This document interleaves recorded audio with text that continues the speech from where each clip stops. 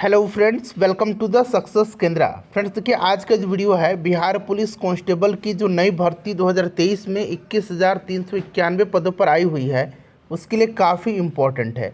क्योंकि आज इस वीडियो में हम लोग वर्ष 2010 से लेकर के 2022 तक में जितने भी बिहार पुलिस कांस्टेबल में हिस्ट्री के यानी कि इतिहास के प्रश्न पूछे गए हैं उन सभी प्रश्नों को आज मैं आपको एक ही वीडियो में डिस्कस करा दूंगा।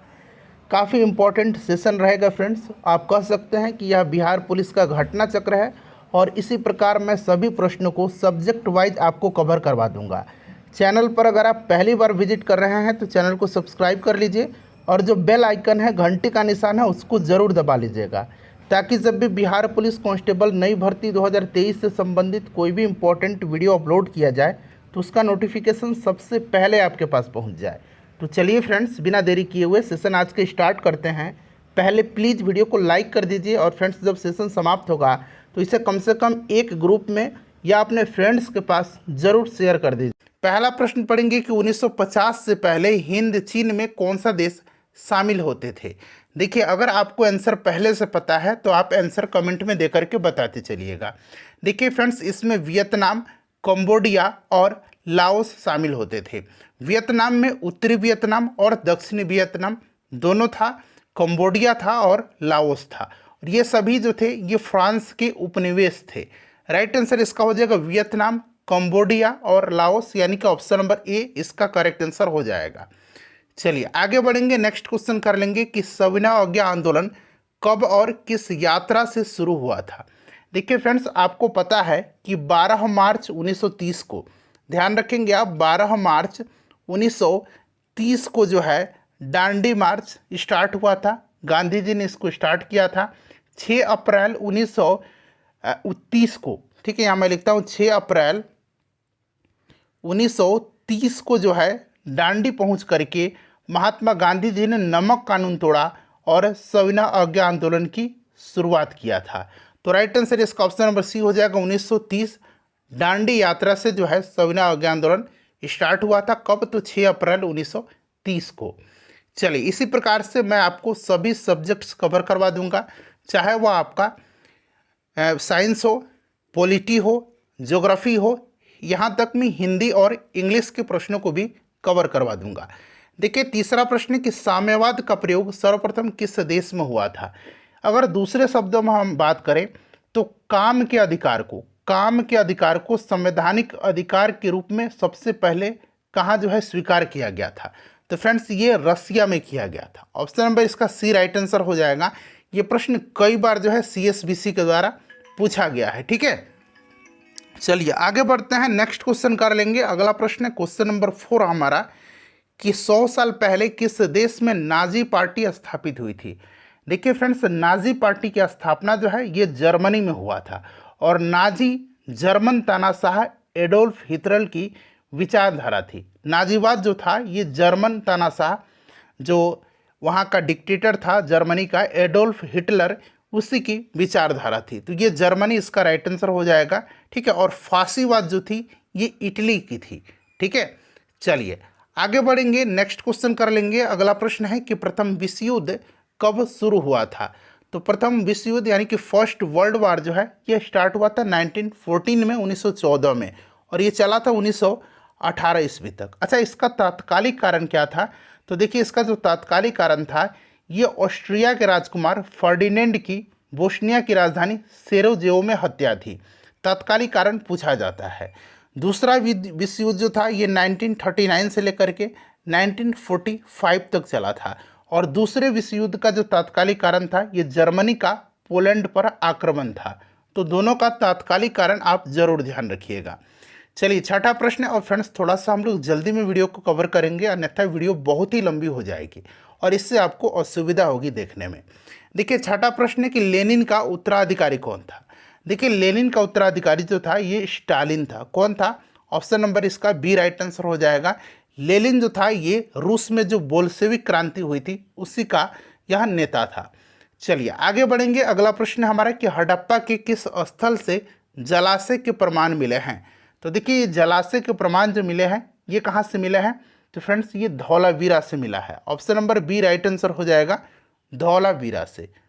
चलिए उसके बाद अगला प्रश्न है हमारा, अभी ये सभी प्रश्न जो हमने 1 से लेकर के 7-8 नंबर तक कवर किया, ये सभी प्रश्न अभी रिसेंटली बिहार मद्य निषेध सिपाही का जो एग्जाम हुआ था 2022 में, इसी में पूछा गया था। देखिए अमेरिका की खोज किसने की थी, तो अमेरिका की खोज जो है किसने किया था, कोलंबस ने किया था। Option number C right answer हो जाएगा।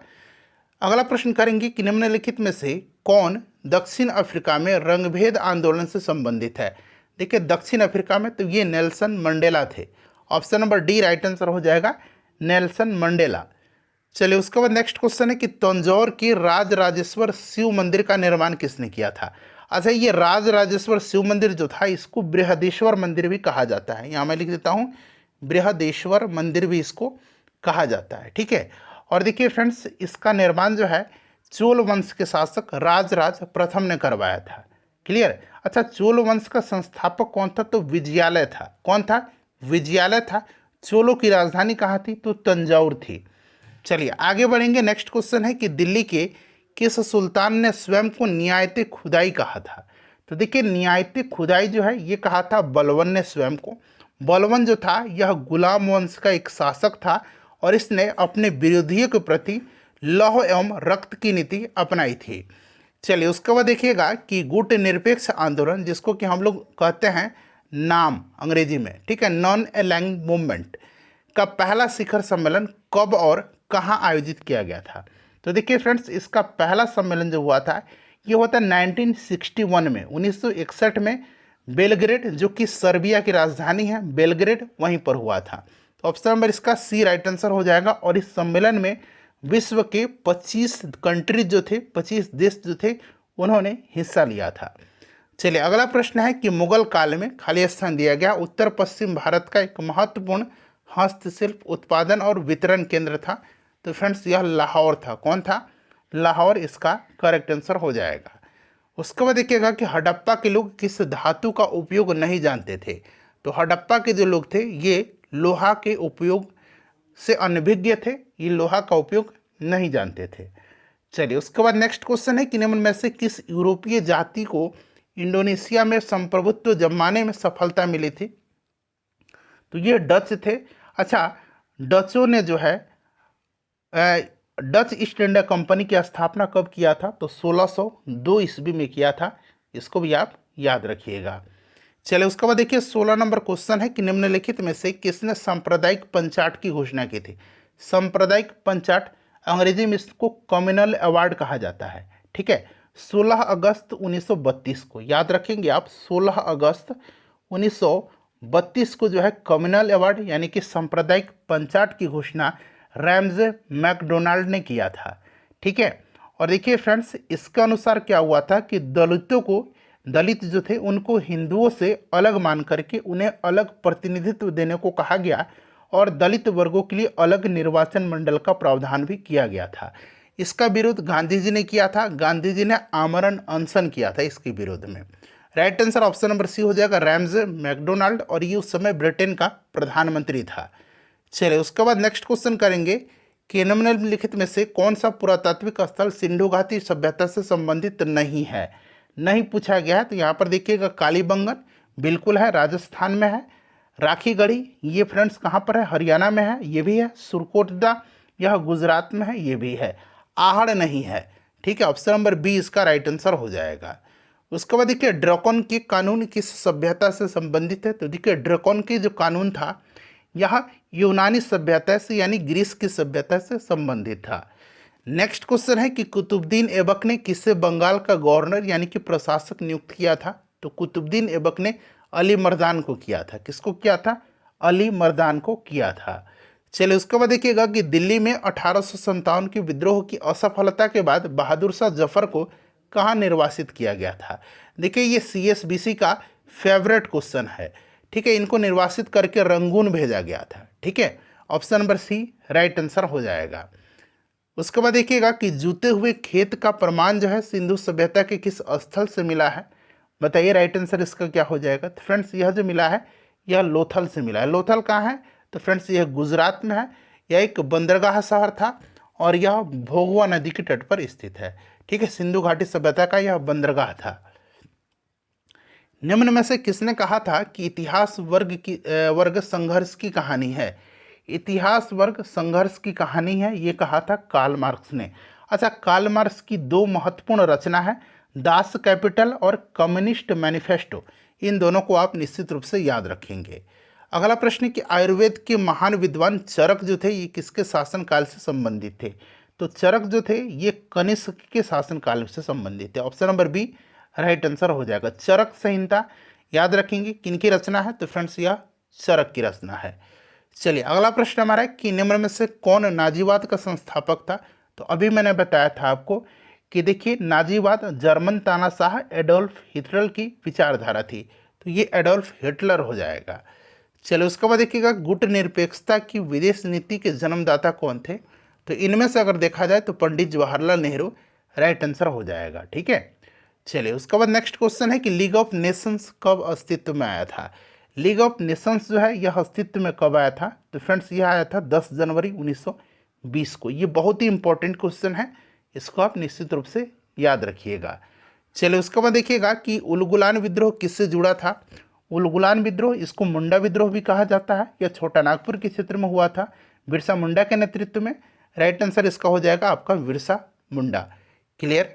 चलिए उसके बाद देखिएगा कि निम्न में से कौन सा एक उपनिवेशवाद के उदय का अत्यधिक उपयुक्त कारण था? तो देखिए उपनिवेशवाद के उदय का जो सबसे उपयुक्त कारण था यह आपका हो जाएगा कौन सा? तो राइट आंसर इसका औद्योगिक विकास हो जाएगा। अच्छा देखिए औद्योगिक क्रांति की शुरुआत सर्वप्रथम कहाँ पर हुई थी? तो इंग्लैंड में हुई थी। भाई क्यों हुई थी? तो क्योंकि इंग्लैंड के पास उपनिवेशों के कारण कच्चे मालों की उपलब्धता थी, अधिकता थी, इसी के कारण हुआ था। और औद्योगिक क्रांति की शुरुआत सूती कपड़ा उद्योग से हुआ था, सूती कपड़ा उद्योग से। चलिए आगे बढ़ेंगे कि सिंधु घाटी की सभ्यता की अत्यधिक मोहरें निर्मित है। तो देखिए ये जो मोहरें थी ना यह बनी हुई थी किससे? तो सेल खड़ी से। सेल खड़ी क्या था? तो सेल खड़ी जो था यह चिकनी और मुलायम पत्थर होता था। चलिए उसके बाद नेक्स्ट क्वेश्चन कर लेंगे कि गौतम बुद्ध ने धर्मचक्र प्रवर्तन कहाँ से आरंभ किया था? तो देखिए इन्होंने जहाँ पर पहला उपदेश दिया था अपना, उसी को धर्मचक्र प्रवर्तन के नाम से जाना जाता है। तो ये सारनाथ में इन्होंने अपना पहला उपदेश दिया था, निश्चित रूप से इसको ध्यान रखिएगा। चलिए उसके बाद नेक्स्ट क्वेश्चन है कि निम्नलिखित में से कौन सा चित्र लियोनार्डो द विंची द्वारा नहीं बनाया गया है? तो यहाँ पर देखिए लास्ट सपर, मोनालिसा और वर्जिन ऑफ रॉक्स, ये सभी लियोनार्डो द विंची की कृतियाँ हैं। लेकिन लास्ट जजमेंट जो है ये माइकल एंजेलो की है। किसकी है? तो फ्रेंड्स यह माइकल एंजेलो की है, इसको आप ध्यान रखिएगा। तो ऑप्शन नंबर डी इसका राइट आंसर हो जाएगा। चलिए उसके बाद अगला प्रश्न है हमारा कि अमेरिका में स्वतंत्रता संग्राम के नेता कौन थे? अमेरिका में स्वतंत्रता संग्राम के नेता कौन थे, ये आपसे पूछा जा रहा है। तो देखिए अमेरिका की स्वतंत्रता युद्ध जो है यह फ्रेंड्स आपका हुआ था कब? तो इसको याद रखेंगे, अमेरिका को पूर्ण स्वतंत्रता 4 जुलाई 1776 को मिली थी। 4 जुलाई 1776 को मिली थी। अमेरिकी स्वतंत्रता की घोषणा नैसर्गिक अधिकार यानी कि नेचुरल राइट्स के सिद्धांत पर आधारित थी। और देखिए फ्रेंड्स जॉर्ज वाशिंगटन जो थे, जॉर्ज वाशिंगटन ये अमेरिकी स्वतंत्रता संग्राम के नायक थे, जो बाद में अमेरिका के प्रथम राष्ट्रपति बने थे। तो ये जॉर्ज वाशिंगटन हो जाएगा। उसके बाद देखिएगा कि निम्नलिखित में से कौन सी पुस्तक तिलक ने लिखी है? तिलक ने जो है इसमें से लिखा है गीता रहस्य। इंडिया इन ट्रांजिशन को लिखा है मानवेंद्र नाथ रॉय ने, यानी कि MN रॉय ने। ठीक है। गोखले माई पॉलिटिकल गुरु महात्मा गांधी जी की है। Discovery of India Pandit Jawaharlal Nehru की रचना है। चलिए उसके बाद नेक्स्ट क्वेश्चन कर लेंगे कि 15वीं शताब्दी में कौन से व्यापारी सबसे पहले हिंद चीन पहुंचे थे? तो यह व्यापारी कौन थे? तो फ्रेंड्स यह पुर्तगाली थे। Option number A right answer हो जाएगा, पुर्तगाली थे। उसके बाद देखिएगा कि तीसरा बौद्ध सभा जो था, तीसरी बौद्ध संगति, ये किस स्थान पर बुलाई गई थी? तो देखिए तीसरी जो बौद्ध संगति थी फ्रेंड्स, पहला बुलाया गया था राजगृह में, किसके समय में? अजात शत्रु के समय। दूसरा कालाशोक के समय में वैशाली में। तीसरा अशोक के समय में पाटलिपुत्र में। तो यही पूछा गया, तीसरा अशोक के समय में पाटलिपुत्र में, चौथा कनिष्क के समय में कश्मीर में। चलिए आगे बढ़ेंगे। नेक्स्ट क्वेश्चन है कि मॉन्टेग्यू चेम्सफोर्ड की रिपोर्ट। तो मॉन्टेग्यू पूछा गया, तो फ्रेंड्स ये आपका हो जाएगा भारत सरकार अधिनियम 1919 का आधार बनी थी। अब मार्लेमेंटो जो था ये 1909 का आधार बना था। चलिए अगला प्रश्न है कि मधुबनी लोक चित्र यानी कि जो मधुबनी पेंटिंग है यह किस राज्य में लोकप्रिय है? तो मधुबनी पेंटिंग ये आपका बिहार से संबंधित है, ठीक है, ध्यान रखिएगा। चलिए, पटना कलम भी बिहार से संबंधित है। 1919-20 के दौरान दरभंगा राज्य में, कहाँ पर, तो दरभंगा राज्य में किसान आंदोलन का नेता कौन था? बहुत लोग इसमें कहेंगे स्वामी शाहजानंद, जी नहीं, दरभंगा राज्य में स्वामी विद्यानंद थे। Option number B right answer हो जाएगा। डाउट है तो एक बार आप सर्च कर लीजिए, आपके हाथ में मोबाइल भी है। चलिए, उसके बाद देखिएगा कि बारदोली सत्याग्रह में मुख्य भूमिका किसने निभाई थी? अच्छा, बारदोली आंदोलन, बारदोली सत्याग्रह जो है ये अक्टूबर 1928 में, अक्टूबर 1928 में गुजरात के किसानों का लगान वृद्धि के विरोध में सरदार पटेल के नेतृत्व में हुआ था। तो सरदार पटेल इसका राइट आंसर हो जाएगा। उसके बाद देखिएगा कि कौटिल्य के अर्थशास्त्र के अनुसार निम्नलिखित में से कौन राज्य के करों की वसूली के लिए जिम्मेदार था? तो देखिए फ्रेंड्स, कौटिल्य के अर्थशास्त्र के अनुसार राज्य में, और यह किस वंश की बात की जा रही है, तो मौर्य वंश की, ठीक है। राज्य में करों की वसूली के लिए जो जिम्मेदार था यह समाहर्ता था, ठीक है। कर्मांतिक जो था फ्रेंड्स, यह उद्योग और कारखानों का अध्यक्ष होता था। राजकीय कोष का अध्यक्ष जो होता था ये समाहर्ता क्या कहलाता था, तो ये सानिध्यता कहलाता था। चलिए, उसके बाद नेक्स्ट क्वेश्चन है कि अमेरिका में नागरिक अधिकार आंदोलन किसके द्वारा शुरू किया गया था? नागरिक अधिकार आंदोलन शुरू किया गया था किसके द्वारा? तो मार्टिन लूथर किंग जूनियर के द्वारा। ऑप्शन नंबर ए इसका राइट आंसर हो जाएगा, इसको आप ध्यान रखिएगा, ठीक है। चलिए, उसके बाद देखिएगा नेक्स्ट क्वेश्चन है कि सत्यशोधक समाज की स्थापना कब हुई थी? तो 1873 में ज्योतिबा फूले ने किया था। किसने किया था? तो ज्योतिबा फूले ने इसकी स्थापना किया था, याद रखेंगे। चलिए, उसके बाद देखिएगा किस घटना ने राष्ट्रवाद की अवधारणा को जन्म दिया था? तो राष्ट्रवाद की अवधारणा को जन्म दिया था फ्रांस की क्रांति ने। फ्रांस की क्रांति कब हुई थी? तो ये भी पूछा जा सकता है। 1789 में हुई थी। कब? 1789 में, ठीक है। लुई 16वां का शासन था उस समय, लुई 16वां का, फ्रांस में। चलिए, अगला प्रश्न है कि स्वामी दयानंद सरस्वती के विचार जिस पुस्तक में प्रकाशित है उस पुस्तक का नाम क्या है? तो फ्रेंड्स, यह सत्यार्थ प्रकाश है। दयानंद सरस्वती का नारा था वेदों की ओर लौटो, ठीक है। चलिए, उसके बाद देखिएगा, और इन्होंने आर्य समाज की स्थापना किया था दयानंद सरस्वती ने। निम्न में से कौन सा युग्म सुमेलित है? तो यहाँ पर देखेंगे आप, सुमेलित जो है इसमें से गलत सुमेलित पूछा गया है प्रश्न में। तो देखिए यहाँ पर जो आपका हो जाएगा अवध, तो अवध से किसने किया था? तो लखनऊ से बेगम हजरत महल ने किया था। नाना साहब ने कानपुर से किया था, तो यही वाला गलत दिया गया। बाकी कुंवर सिंह बिहार, रानी लक्ष्मीबाई झांसी, मौलवी अहमदुल्ला फैजाबाद, ये सभी करेक्ट दिया गया है। नेक्स्ट क्वेश्चन कि वास्को डिगामा ने भारत के समुद्री मार्ग की खोज किया था। तो फ्रेंड्स, कब किया था? 1498 में, ठीक है। यह पश्चिमी तट के कालीकट बंदरगाह पर आया था 1498 में, और वहाँ का शासक उस समय जमोरिन था। चलिए, उसने स्वागत भी किया था इसका। देखिए, पटना में, बिहार में पटना उच्च न्यायालय की स्थापना कब हुई थी? इसका आंसर मैं चाहता हूं कि आप कमेंट करके मुझे बताएं, ठीक है। वर्तमान में श्री संजय करोल जो हैं ये पटना हाई कोर्ट के उच्च न्यायाधीश हैं, जो मुख्य न्यायाधीश हैं पटना उच्च न्यायालय के। चलिए, कुतुबुद्दीन ऐबक का उत्तराधिकारी कौन था? तो देखिए, कुतुबुद्दीन ऐबक का उत्तराधिकारी जो था ये आराम शाह था। आराम शाह एक अयोग्य शासक था और इसने महज जो है 8 माह तक जो है शासन किया। इसकी हत्या इल्तुतमिश ने कर दिया और दिल्ली की गद्दी पर इल्तुतमिश बैठता है। तो देखिए, कुतुबुद्दीन का उत्तराधिकारी आराम शाह के बाद कौन बना? तो इल्तुतमिश बना था। आराम शाह इसका राइट आंसर हो जाएगा। चलो, उसके बाद देखिए, निम्न में से किसने प्राकृतिक अधिकारों के सिद्धांत का प्रतिपादन किया था? तो फ्रेंड्स, यह किसने किया था बताइए? तो फ्रेंड्स, यह जॉन लॉक ने किया था। किसने किया था? जॉन लॉक ने किया था। डायरेक्टली इसको याद रखना आपको। देखिए, ग्लोरियस रिवॉल्यूशन जो है यह पूछा गया है कि इंग्लैंड में किस वर्ष हुआ था। सबसे पहले तो आपको याद रखना है, ग्लोरियस रिवॉल्यूशन अंग्रेजी नाम है और गौरवशाली क्रांति हिंदी नाम है। ये क्रांति कहाँ पर हुई थी? तो इंग्लैंड में हुई थी। कब हुई थी? तो 1688 में हुई थी। चलिए, उसके बाद नेक्स्ट क्वेश्चन है कि निम्न में से कौन नकारात्मक सिद्धांत का, नकारात्मक स्वतंत्रता के प्रतिपादक थे? नकारात्मक स्वतंत्रता के, तो फ्रेंड्स यह आइसा बर्लिन थे। कौन थे? आइसा बर्लिन थे। बिल्कुल सभी वेरीफाइड उत्तर हैं, निश्चिंत रहिएगा। देखिए, फ्रांस में पेरिस कम्यून की स्थापना कब हुई थी?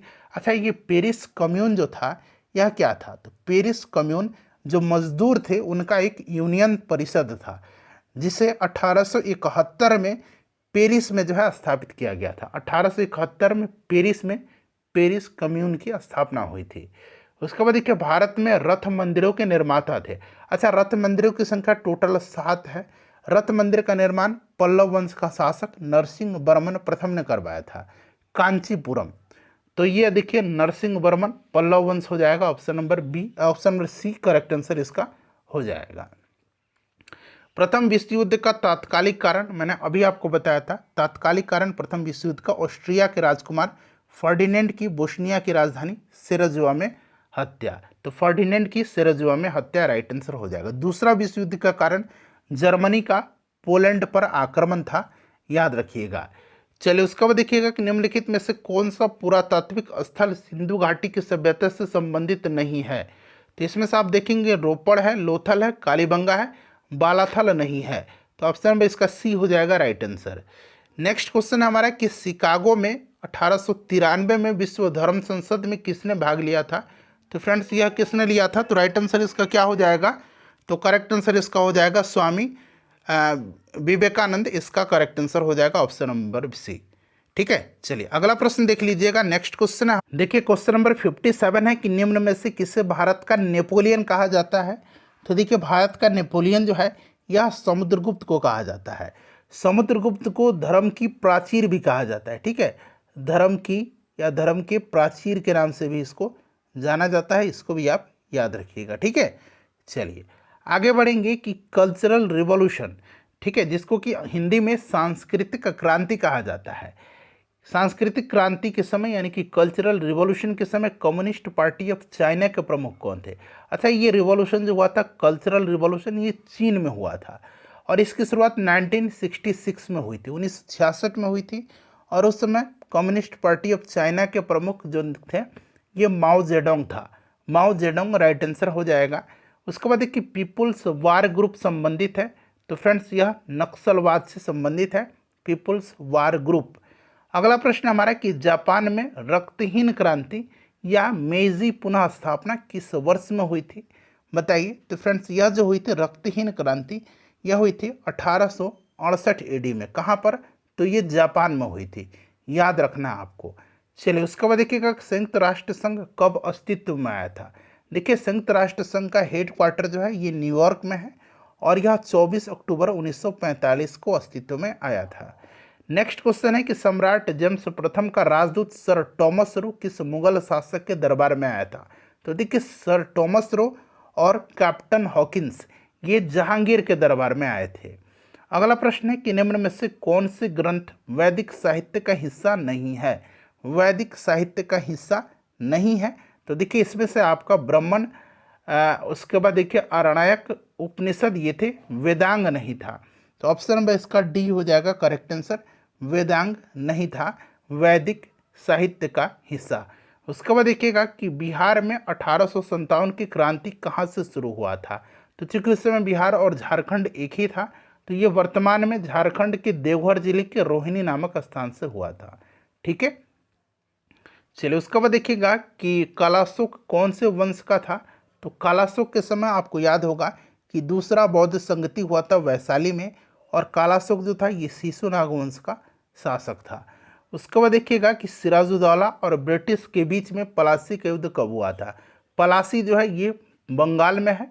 ठीक है, और देखिए पलासी का युद्ध सिराजुद्दौला और ब्रिटिश सेना का नेतृत्व कौन कर रहा था, तो रॉबर्ट क्लाइव कर रहा था। ठीक है, और यह 23 जून 1757 को हुआ था। इसमें नवाब सिराजुद्दौला की हार हो गई थी। चलो उसके बाद देखिएगा कि गुप्त वंश का संस्थापक कौन था। गुप्त वंश का संस्थापक जो था ये श्रीगुप्त था। कौन था, तो श्रीगुप्त था। श्रीगुप्त राइट आंसर इसका हो जाएगा। ठीक है, और देखिए चंद्रगुप्त प्रथम जो था गुप्त वंश का, ये सबसे पहला शक्तिशाली शासक हुआ था। चलिए आगे बढ़ेंगे। नेक्स्ट क्वेश्चन है कि गोवा में पहला शासन किसका था। तो गोवा में पहले जो था पुर्तगालियों का शासन था। पुर्तगालियों को गोवा से मुक्त कब कराया गया था, तो 1961 में कराया गया था। ठीक है, चलिए उसके बाद नेक्स्ट क्वेश्चन कर लेंगे कि किस काल या किस युग में पत्थर के औजार सबसे पहले पाए गए थे। तो पत्थर के औजार पाए गए हैं पूरा पाषाण काल में, पूरा पाषाण काल में। अगला प्रश्न कि कौन सी कला ग्रीको बौद्ध कला के नाम से जानी जाती है। तो यह जो कला है इसका नाम क्या है? इसका नाम है गांधार कला। अच्छा देखिए, गांधार कला और मथुरा कला, इन दोनों कलाओं का निर्माण जो है यह कुषाण वंश के समय में सबसे ज़्यादा हुआ है। ठीक है, कुषाण वंश जिसका प्रतापी शासक कनिष्क था। चलिए उसके बाद नेक्स्ट क्वेश्चन है कि अवध में किसानों का नेतृत्व किसने किया था? तो अवध में किया था बाबा रामचंद्र ने। ठीक है, नेक्स्ट क्वेश्चन है कि शेरशाह सूरी का मकबरा जो है ये कहाँ स्थित है? बहुत ही सिंपल क्वेश्चन है, सासाराम में। उसके बाद देखिए, जुलाई 1968 में गेहूं क्रांति नामक एक विशेष डाक टिकट जो है किसने जारी किया था? तो उस समय इंदिरा गांधी जी थी, इन्होंने ही जारी किया था गेहूं क्रांति नामक एक विशेष डाक टिकट। उसके बाद देखिए, गुरु गोविंद सिंह जी का जन्मभूमि कहाँ पर है? इनका जन्म 1666 में कहाँ पर हुआ था? तो पटना में हुआ था। Option number B right answer इसका हो जाएगा। और देखिए, सिखों के 10वें गुरु थे और इन्होंने 1699 में खालसा पंथ की स्थापना किया था। खालसा पंथ की स्थापना किया था, इसको भी आप ध्यान रखिएगा। देखिए, बौद्ध धर्म के संस्थापक कौन थे? तो ये गौतम बुद्ध थे। गौतम बुद्ध को एशिया का ज्योतिपुंज कहा जाता है, यानी कि इंग्लिश में अगर कहें, अंग्रेजी में, तो एशिया का इन्हें क्या कहा जाता है? लाइट कहा जाता है, यानी कि लाइट ऑफ एशिया, यानी कि एशिया का ज्योतिपुंज इनको कहा जाता है। अगला प्रश्न कि आर्यभट्ट एक महान थे। तो आर्यभट्ट जो थे ये प्रसिद्ध खगोल शास्त्री और गणितज्ञ थे और ये रहते थे चंद्रगुप्त द्वितीय, जिसको कि चंद्रगुप्त विक्रमादित्य कहा जाता है, उन्हीं के दरबार में। ठीक है, और चंद्रगुप्त विक्रमादित्य के दरबार में आर्यभट्ट, कालिदास, धन्वंतरी, बराहमिहिर ये सभी रहते थे। चलिए आगे बढ़ेंगे कि दास कैपिटल और कम्युनिस्ट मैनिफेस्टो, मैंने बताया था आपको कि यह पुस्तक के लेखक कौन है? तो दास कैपिटल और कम्युनिस्ट मैनिफेस्टो दोनों याद रखें, कार्ल मार्क्स की पुस्तक है। उसके बाद देखिएगा 1917 ईस्वी में कौन सा देश प्रथम विश्व युद्ध से अलग हो गया था? तो फ्रेंड्स देखिए, रसिया अलग हो गया था। रसिया में उस समय जो है इसका व्यापक विद्रोह हुआ था, विरोध हुआ था प्रथम विश्व युद्ध में रसिया के भाग लेने से, इसी कारण रूस जो है अलग हो गया था। देखिए, वर्साई की संधि से सर्वाधिक क्षति किस देश को हुई थी? देखिए, वर्साई की संधि जो है यह मित्र राष्ट्र और जर्मनी के बीच हुई थी और जर्मनी पर जो है वर्साई की संधि को थोपा गया था, आपको भी याद होगा। चलिए उसके बाद देखिएगा कि साम्यवादी शासन का पहला प्रयोग। देखिए, ये प्रश्न फिर से पूछा गया है, यानी कि यह प्रश्न 2 बार पूछ लिया गया है, जिसका मतलब होता है काम के अधिकार को संवैधानिक अधिकार का रूप सबसे पहले कहाँ मिला? तो मैंने आपको बताया था कि रूस में मिला है। उसके बाद देखिएगा कि अक्टूबर 1917 की बोल्शेविक क्रांति का नेतृत्व किया था। तो बोल्शेविक क्रांति का नेता कौन था? तो लेनिन था। उसके बाद देखिए, नेक्स्ट क्वेश्चन है कि प्रथम स्वतंत्रता संग्राम के बाद मुगल बादशाह बहादुर शाह जफर को निर्वासित किया गया। मैंने बताया था कि CSBC का यह फेवरेट क्वेश्चन है, फिर से पूछा गया है रंगून में। ठीक है, Rangoon option number A right answer हो जाएगा। उसके बाद देखिए, भारत में मुगल शासकों का निम्नलिखित में से कौन सा अवरोही क्रम सही? यानी कि सबसे पहले, फिर उसके बाद, फिर उसके बाद, फिर उसके बाद। सबसे पहले बाबर जो मुगल वंश का संस्थापक था, हुमायूं, अकबर, जहांगीर, शाहजहां, हुमायूं। ठीक है, शाहजहां के बाद औरंगजेब, सॉरी। तो आपका ये क्रम जो है डी राइट आंसर हो जाएगा। चलो उसके बाद देखिएगा कि राज्य अपहरण नीति डॉक्ट्रिन ऑफ लैप्स की शुरुआत किसने किया था? तो फ्रेंड्स ये लॉर्ड डलहौजी के द्वारा शुरू किया गया था और इसके तहत सबसे पहले 1848 में जो है सतारा को ब्रिटिश साम्राज्य में मिलाया गया था। वुड डिस्पैच नामक एक जो है शिक्षा पर संबंधित एक वुड डिस्पैच शिक्षा से संबंधित था। वुड डिस्पैच इसको भी किसने लागू किया था? तो डलहौजी ने ही। उसके बाद देखिए, सिंधु घाटी सभ्यता से संबंधित स्थल लोथल निम्नलिखित में से किस राज्य में है? सिंधु घाटी सभ्यता का यह बंदरगाह था। ठीक है, यह गुजरात में है, भोगवा नदी के तट पर। किस अंग्रेज ने पहली बार भगवत गीता का अंग्रेजी में अनुवाद किया था? तो फ्रेंड्स यह किसने किया था, बताइए? तो यह किया था चार्ल्स विल्किंस ने। नेक्स्ट क्वेश्चन है कि निम्न में से किस भारतीय शासक ने आधुनिक तर्ज पर विश्व में अपना दूतावास खोला था? तो यह टीपू सुल्तान था। यहाँ पर देखिए ऑप्शन नंबर डी में दिया गया। इसको शेरे मैसूर के नाम से जाना जाता है, शेरे मैसूर। ठीक है, शेरे मैसूर के नाम से जाना जाता है। क्लियर? इसकी राजधानी श्रीरंगपट्टनम थी। देखिए, हड़प्पा कालीन सभ्यता का विशाल कोठार यानी कि विशाल अनुग्रह संग्रह स्थल जो था ये कहाँ से था? तो विशाल कोठार या विशाल अन्नागार भी इसको कहा जाता है, ये मोहनजोदाड़ो में था। चलिए अगला प्रश्न है हमारा कि किस गवर्नर जनरल ने अपने को बंगाल का शेर कहा था? तो ये लॉर्ड वेलेस्ली ने कहा था। उसके बाद देखिए हर्षवर्धन के समय किस चीनी यात्री ने भारत की यात्रा की, तो हर्षवर्धन के समय आया था हैंसवांग। ठीक है, ऑप्शन नंबर इसका डी राइट आंसर हो जाएगा, हैंसवांग। चलिए उसके बाद देखिएगा कि 1942 के भारत छोड़ो आंदोलन के समय भारत का वायसराय कौन था, तो देखिए ये लॉर्ड लिनलिथगो था। लॉर्ड लिनलिथगो जो था ये 1936 से लेकर के 1943 तक वायसराय रहा था, और इसी के समय क्रिप्स मिशन 1942 में भारत आया था। जवाहरलाल नेहरू कितनी बार भारतीय राष्ट्रीय कांग्रेस के अध्यक्ष बने थे, तो ये 3 बार। एक तो आपका 1929 का लाहौर अधिवेशन है, एक आपका 1936 का लखनऊ अधिवेशन, और उसके बाद 1937 का जो है फैजपुर अधिवेशन में। चलिए अगला प्रश्न है कि बौद्ध साहित्य लिखा गया है, तो बौद्ध साहित्य लिखा गया पाली भाषा में। जैन साहित्य लिखा गया है प्राकृत अर्ध मगधी में। ठीक है, याद रखेंगे। चलिए उसके बाद देखिए एलिफेंटा में चट्टान काटकर बनवाए गए प्रसिद्ध मंदिर निम्न में से संबंधित है, तो फ्रेंड्स यह राष्ट्रकूट वंश से। अच्छा, राष्ट्रकूट वंश का शासक था कृष्ण प्रथम। कौन? कृष्ण प्रथम। इसने जो है एलोरा के प्रसिद्ध शिव मंदिर का निर्माण करवाया था, इसको भी आप याद रखिएगा। क्लियर। चलिए उसके बाद देखिएगा वान भट्ट किसके दरबार में रहते थे, वान भट्ट जो थे ये हर्षवर्धन के दरबारी कवि थे। हर्षचरित इन्हीं की रचना है वान भट्ट की। चलिए उसके बाद देखिएगा कि थियोसॉफिकल सोसाइटी की स्थापना किसके द्वारा किया गया था, तो मैडम ब्लावत्स्की और कर्नल अलकॉट ने किया था। ठीक है, कौन? मैडम ब्लावत्स्की और कर्नल अलकॉट ने किया था, इसको आप ध्यान रखिएगा। चलिए उसके बाद देखिएगा गदर पार्टी की स्थापना कहाँ हुई थी, गदर पार्टी की स्थापना 1913 में लाला हरदयाल ने सैन फ्रांसिस्को में किया था। नेक्स्ट क्वेश्चन हमारा कि राजा राम मोहन राय के द्वारा चलाया गया सुधार आंदोलन, तो ये कौन सा ब्रह्म समाज था, आर्य समाज दयानंद सरस्वती की थी। ठीक है, चलिए उसके बाद देखिएगा अल्लाई दरवाजा किसके शासनकाल में बना था, अल्लाई दरवाजा सीरी का किला, इन सब का निर्माण जो है सीरी का किला, इसका निर्माण अलाउद्दीन खिलजी ने किया था। ऑप्शन नंबर सी हो जाएगा राइट आंसर। गुप्त काल के प्रसिद्ध गणितज्ञ कौन थे, तो गणितज्ञ पूछा गया तो वराहमिहिर थे। ठीक है, चलिए उसके बाद नेक्स्ट क्वेश्चन है कि अमेरिका, कनाडा, डेनमार्क, ब्रिटेन, पुर्तगाल, फ्रांस, बेल्जियम, हॉलैंड, लग्जमबर्ग, तुर्की और ग्रीस ने एक सैनिक संधि की थी जिसे कहा गया, तो फ्रेंड्स इसको कहा गया है NATO, North Atlantic Treaty organisation. 1949 में इसकी स्थापना हुई थी। इसका हेडक्वार्टर जो है यह बेल्जियम के ब्रुसेल्स शहर में है।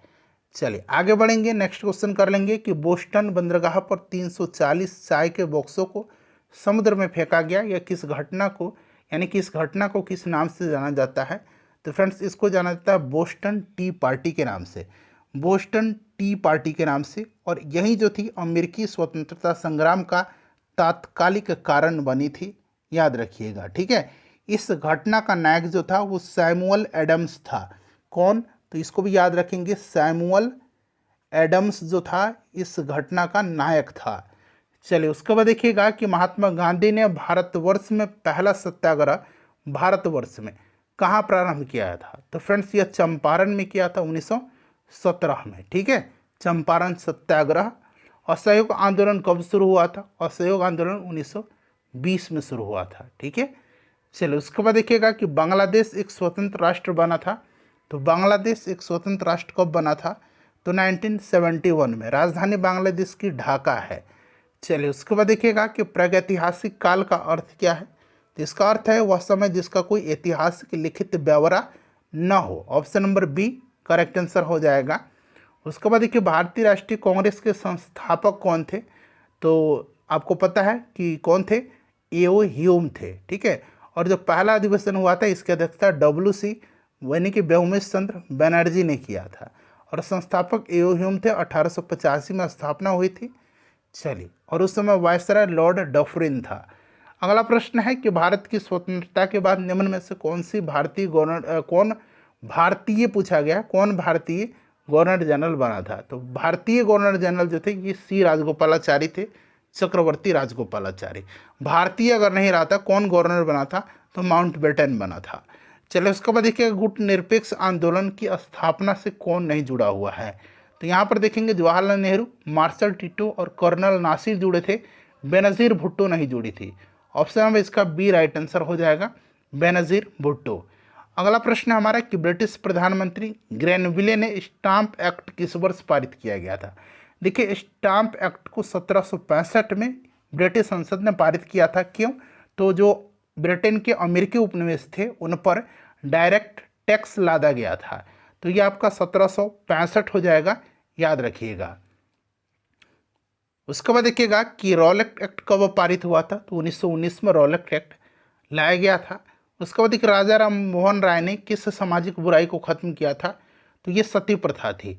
ठीक है, सती प्रथा को लॉर्ड विलियम बेंटिक ने प्रतिबंधित किया था राजा राम मोहन राय के प्रयासों के चलते। उसके बाद देखिएगा अंग्रेजी सरकार द्वारा किस ईस्वी में सूती वस्त्रों पर आयात कर हटा लिया गया था। तो 1881 में जो है हटा लिया गया था। उसके बाद देखिए मगध राज्य की प्राचीनतम राजधानी, तो गिरिब्राज या राजगृह, याद रखिएगा। ठीक है, चलिए उसके बाद देखिएगा कि 1857 की क्रांति की शुरुआत कहाँ से हुई थी। तो देखिए इसमें से मेरठ से हुई थी। उसके बाद देखिएगा ईस्ट इंडिया कंपनी का भारत में पदार्पण कब हुआ था। तो सन 1600 ईस्वी में हुआ था ईस्ट इंडिया कंपनी का पदार्पण। उसके बाद देखिए भारतीय जनता पार्टी की स्थापना किस वर्ष हुई थी। तो 1800 कब हुआ था, बताइए राइट आंसर। 1980 में, 1800 ने 1980 में अटल बिहारी वाजपेयी जी ने किया था। और अटल बिहारी वाजपेयी इसके संस्थापक अध्यक्ष भी थे। ठीक है, चलिए उसके बाद आगे बढ़ेंगे कि भारत में संपूर्ण क्रांति का आह्वान किसने किया था। तो जयप्रकाश नारायण जी ने किया था। नेक्स्ट क्वेश्चन है कि सविनय अवज्ञा आंदोलन की शुरुआत कब हुई थी। सविनय अवज्ञा तो मैंने आपको बताया 1930 में हुई थी। डेट भी आपसे पूछा जा सकता है। तो सविनय अवज्ञा आंदोलन स्टार्ट हुआ था कब। तो 6 अप्रैल 1930 को। ठीक है, 6 अप्रैल 1930 को, इसको भी आप याद रखिएगा। ठीक है, चलिए उसके बाद देखिएगा कि ईश्वरचंद विद्यासागर ने किस क्षेत्र में सहयोग दिया था। तो महिला सशक्तिकरण में। अगला प्रश्न है कि इनमें से किसका उपनाम सीमांत गांधी था। तो खान अब्दुल गफ्फार खान का। चलिए अगला प्रश्न, इसमें से आप देखेंगे कि बीपीएससी में इस बार इस क्वेश्चन पेपर से, यानी कि जो सीएसपीसी का प्रीवियस ईयर का हिस्ट्री है, 3-4 प्रश्न इस बार 67th बीपीएससी में पूछा गया था। देखिए भारत में भूदान ग्रामदान आंदोलन किसने आरंभ किया था। तो फ्रेंड्स यह विनोबा भावे ने, आचार्य विनोबा भावे ने शुरू किया था। देखिए महात्मा गांधी ने कौन सी पत्रिका शुरू की थी। तो महात्मा गांधी जी के द्वारा जो है, याद रखना है आपको, महात्मा गांधी जी के द्वारा हरिजन, यंग इंडिया, नवजीवन, हिंद स्वराज, इन सब की जो है शुरू किया गया था। चलिए उसके बाद नेक्स्ट क्वेश्चन है हमारा कि किस घटना को द्वितीय विश्व युद्ध का ड्रेस रिहर्सल कहा जाता है। ड्रेस रिहर्सल कहा जाता है स्पेन के गृह युद्ध को। स्पेन के गृह युद्ध को दूसरे विश्व युद्ध का ड्रेस रिहर्सल जो है कहा जाता है। उसके बाद देखिए स्वराज पार्टी का प्रथम सम्मेलन कहाँ हुआ था। तो 1923 में ही हुआ था। कहाँ? इलाहाबाद में। 1923 में इसकी स्थापना भी किया था सीआर दास, चित्तरंजन दास और मोतीलाल नेहरू ने किया था। चलिए उसके बाद देखिएगा किस आंदोलन के दौरान महात्मा गांधी ने असहयोग आंदोलन का नारा दिया था। असहयोग आंदोलन का नारा इन्होंने खिलाफत आंदोलन के दौरान दिया था। ऑप्शन नंबर इसका सी हो जाएगा राइट आंसर।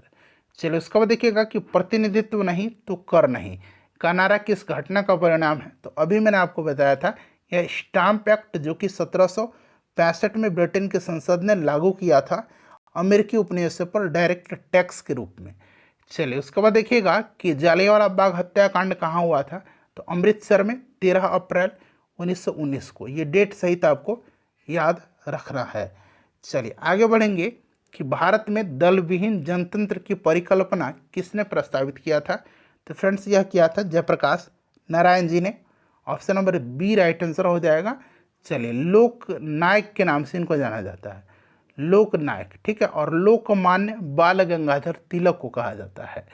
चलिए अगला प्रश्न हमारा कि भारत की किस प्रधानमंत्री ने श्रीलंका में भारतीय शांति सेना भेजी थी। तो यह भेजा था राजीव गांधी जी ने।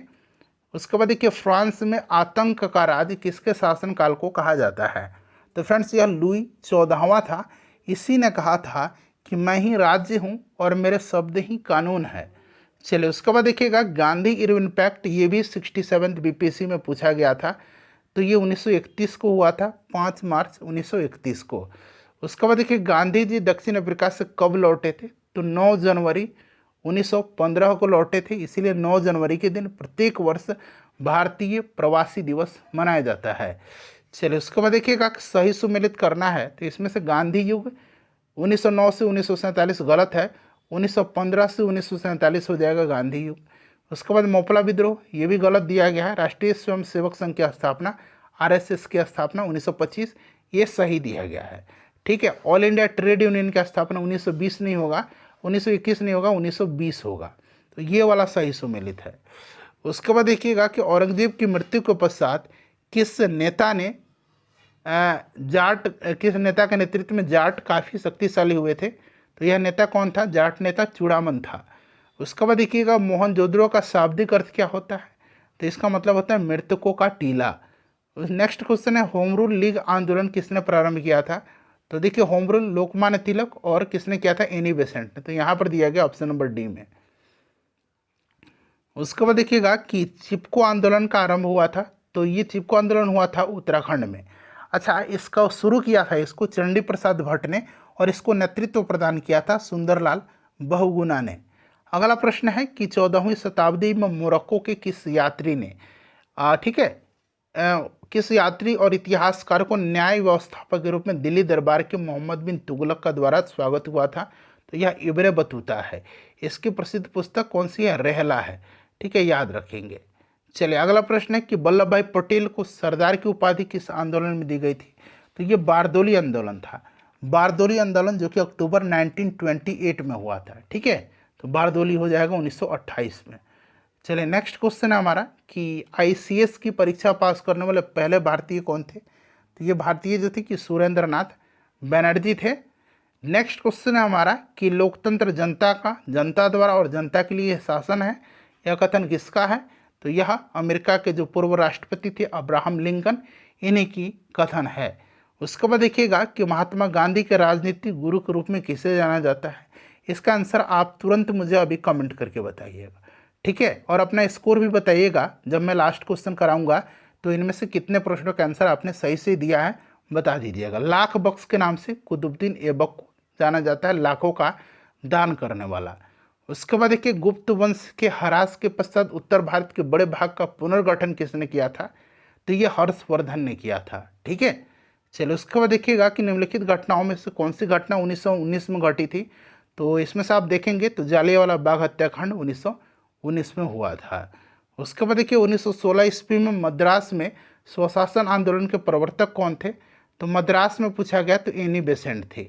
ठीक है, चलिए उसके बाद देखिएगा कि कांग्रेस का प्रथम अधिवेशन 1885 ईस्वी में मुंबई में व्योमचंद्र बनर्जी की अध्यक्षता में संपन्न हुआ था। उस समय भारत का वायसराय कौन था? तो मैंने आपको बताया था कि लॉर्ड डफरिन था। ठीक है, चलिए अगला प्रश्न है कि नील दर्पण नामक पुस्तक किसने लिखी है? तो यह दीनबंधु मित्र की है, नील दर्पण।